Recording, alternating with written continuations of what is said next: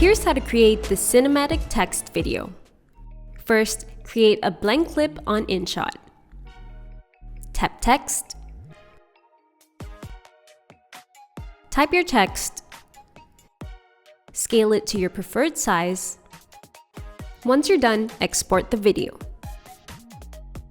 Create a new project and import a blank clip again. Tap PIP and import the text video to your project.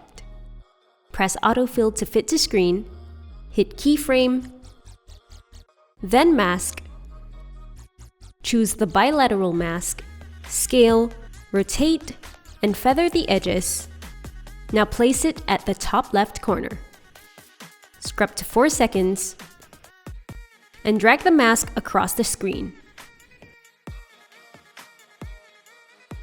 Repeat the step, but this time rotate and scale your mask to reveal the text horizontally.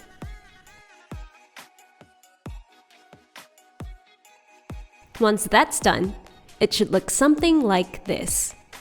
Don't forget to share your creation on social media with the hashtag InShot. Like and subscribe to InShot's channel for weekly editing tricks.